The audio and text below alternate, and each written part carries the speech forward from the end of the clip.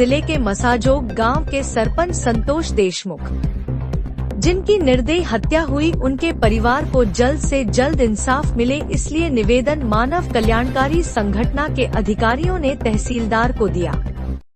इस समय मानव कल्याणकारी संगठन के सातारा जिला महिला आघाड़ी अध्यक्षा लक्ष्मी काय, आसिफ पटेल, अर्चना जाधव, सलोनी पटेल, दीपाली पुस्तके, जावेद नाइकवड़ी उपस्थित थे।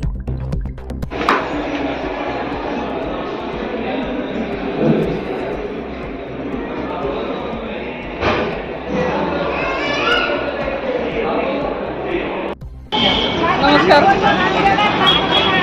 आज आम्ही जे निवेदन दिले ते निवेदन बीड जिल्ह्यातील मसाजोग गावामधील जे सरपंच त्यांच्या संतोष देशमुख यांची जी भ्रूणात्मक हत्या झालेली, त्या हत्याच्या संदर्भात त्यांना योग्य तो न्याय मिळावा, त्यांच्या कुटुंबाला योग्य तो न्याय मिळावा, त्याच्यासाठी मानव कल्याणकारी संघटना जॉन फाउंडेशनच्या वतीनं आम्ही आज इथं निवेदन दिलेलं आहे आणि त्या खुनाचा आणि ते खुनात्मक झालेल्या ह्याचा आम्ही जाहीर निषेध करतोय। मानव कल्याणकारी संघटना आणि जॉन फाउंडेशनच्या वतीनं त्यांचा जाहीर निषेध आहे आणि योग्य तो न्याय त्या कुटुंबाला मिळावा अशी आमची मागणी आम्ही निवेदनाद्वारे केली।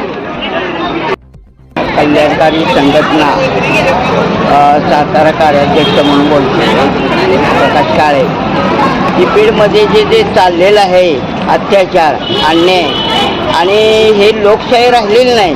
घटनेचं आपल्या पायमल्ली होत्या बाबासाहेब आंबेडकरांची जी घटना आहे त्या घटनेमध्ये काय नमूद केलेलं असतं त्याची ते पायमल्ली चाललेले आहे, तरीसुद्धा लोकशाही म्हणून आहे ती लोकशाही टिकणार नाही।